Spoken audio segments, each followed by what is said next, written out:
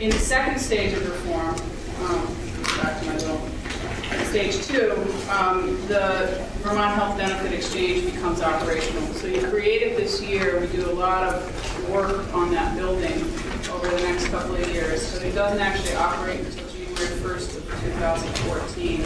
We have to prove to the feds that we're ready to operate it in January of 2013. So we start backing into that. It's not that far away. And in 2014, what happens is that the feds make available these tax credits to people up to 400% of poverty, which is, at this point in time, just over $43,000 for an individual. It's not that a person at that income level gets fully subsidized, but they get some amount of subsidization to bring down the cost of their insurance coverage. We propose that we include in the exchange at that time employer groups with fewer than 100 employees. So small group up to 100 employees will be included. And we also propose that state and municipal employees become part of the exchange, and that we integrate Medicaid, Medicare, and workers' compensation with exchange policy. So find ways to have, again, those policies relating to simplification, payment reform, and cost control cut across all of these programs. Prior to 2014, we'll request continuation of our Medicaid waiver, which expires in 2014. It was just renewed, the global payment waiver, but will come up again in 2014. And we will ask for a Medicare waiver of some sort to permit integration of those programs with exchange payment reforms and administrative simplifications. On Medicare, we are under our current exchange planning grant. We have a contract with a consulting firm. One of the issues that they're helping us sort through right now is what's the range of options for Medicare integration. And there are options that are available to the state directly, where the state can ask for waivers. There's also options for providers and provider groups to get Medicare waivers or demonstration projects underway that allow us to manage Medicare funds at the state level. Hi, Mary Morrissey is trying to connect again. Thank you. Did you put it through? Here she comes. We also recommend that we build on the Blueprint for Health by incorporating the blueprint in our new payment reform models, because we think that that redesigned primary care network is an essential part of the teleconference call, and it would go through ways for your person to come on. So should I? And I was feeling like not. You can just listen right now. I'm in the middle of testifying. Okay, sorry. Just do the right.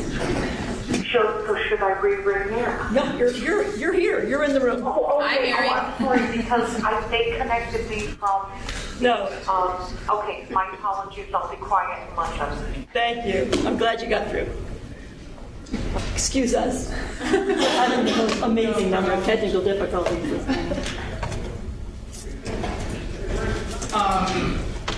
So we recommend incorporating the blueprint in payment reforms, and we also recommend continuing to coordinate state and federal investments in health information technology. As I said, we see that as a key to realizing the efficiencies and better coordination of care that may be possible in the delivery system. In the third stage, we ask for permission from the federal government to transform to a publicly financed exchange. At that point, current premium payments by individuals and employers would be eliminated unless an employer chose to continue providing coverage outside of the single-payer exchange. All Vermonters would receive coverage by virtue of their residency for a package of health care benefits. Coverage would not be linked to employment, and most Vermonters would pay into an equitable system for financing this coverage. We think that this proposal outlines a thoughtful progression through these stages, from where we are now through a stage where we fully take advantage of what's available to us under the federal law, to something that goes beyond what's currently allowed under federal law to realize cost containment and delivery system reform that's essential to making this a sustainable system. Throughout these phases, we would come back to you we work with you to gain the knowledge to take the next steps. So as I said, we aren't going to tell you all the details today, in part because we have to learn the details and implement those as we're able to make the recommendations and have the information you guys need to make your decisions. So as I said, we create 2 new structures under this proposal. The first is the Vermont Health Reform Board. The board, which is analogous to the Public Service Board, moves us from our current relatively ineffective regulatory processes for setting hospital budgets and overseeing capital expenditures to what we hope would be a much more effective system of budgeting for total healthcare expenditures. The board will set policies that control the rate of growth in healthcare costs, but also create incentives for high-quality care. This is similar to the role envisioned for the public-private board included in Dr. Shao's option 3. And our concept here is that the payment reforms that would make that kind of cost control possible could be like the ACO model envisioned in Dr. Shao's proposal, but that there would be an array of options, knowing that not all providers at this point in time are ready to jump in at that level of integration and risk, but that the board would work with providers to design payment reform models that could move us along that trajectory. The exchange, which is also created in our proposal this year, would be housed in the Department of Vermont Health Access. The state has a choice about where to house the exchange. Some states are doing more of a quasi-public model. We are proposing that it be in a state agency, particularly given that we have a lot of that infrastructure that I just talked about, the claims processing capability, the eligibility, and enrollment functions already exist in DEVA and are going to be improved. It makes sense for us to have it there. It consolidates purchasing across multiple programs and populations and implements payment and benefit policies set by the board. So this is where, again, you have this board that's sort of setting broad policy, and one of the places it gets implemented is through this exchange in terms of how the exchange pays providers, simplifies administration, and so forth. These are not proposed to be enormous new bureaucracies. We're proposing using mostly existing positions to staff these entities. The bill that you have in front of you does not specify what those are, but we will be bringing a proposal in a fairly short order for how we would propose funding and staffing this, both of these functions. In the short term, there are additional federal monies that will be available to states in the form of exchange implementation grants. We plan to pursue an exchange implementation grant and try to build as much of our design costs into that grant application so that we can get federal funding for it.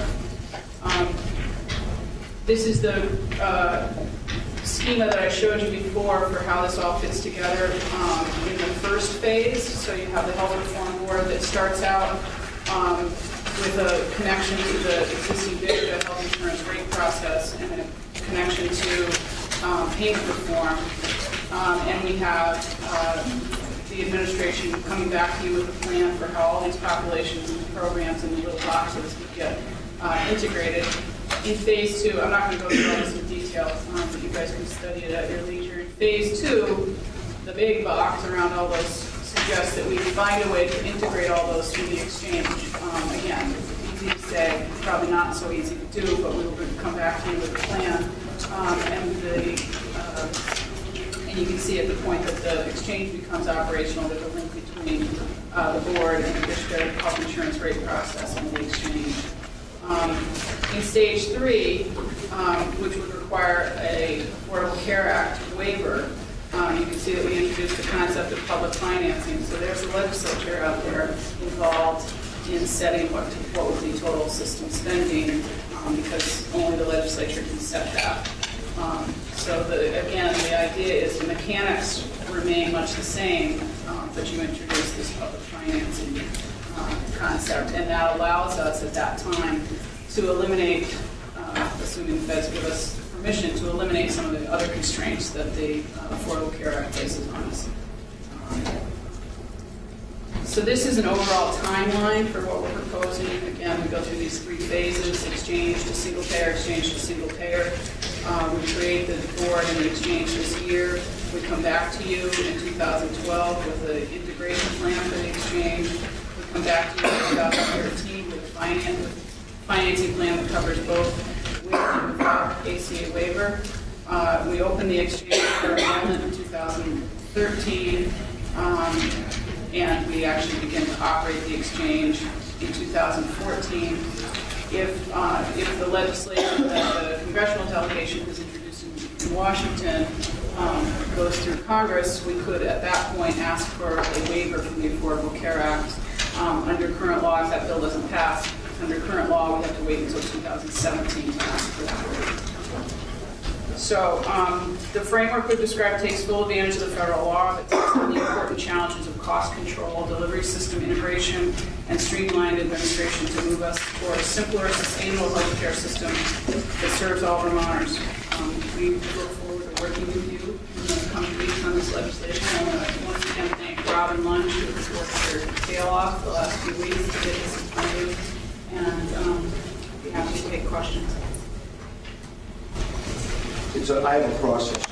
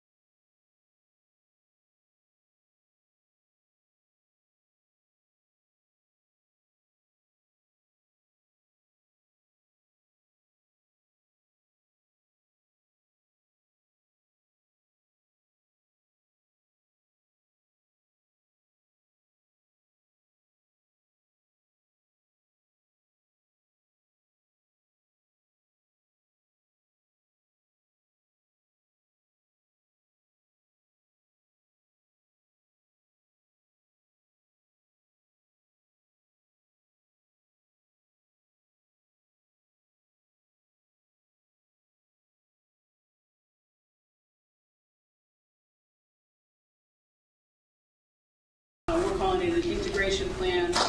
You can read in the bill what components there are in it, but basically we say that we'd like to come back to you and describe how,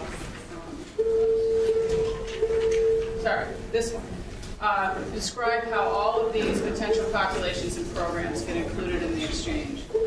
So if you look across the bottom at all the little boxes, we will come back to you and talk about how Medicaid, Medicare, dual eligibles, those who receive subsidies under the Affordable Care Act, fully insured groups and individuals, public employees, both state and municipal, and workers' comp, the medical portion of workers' comp, how all of that would get integrated through this exchange. Obviously, that's easy to say, but it's going to be very complex to do, and so we're going to come back to you with details of the extent to which that is possible, and how it would work and how it would be staged over time, and what kind of benefits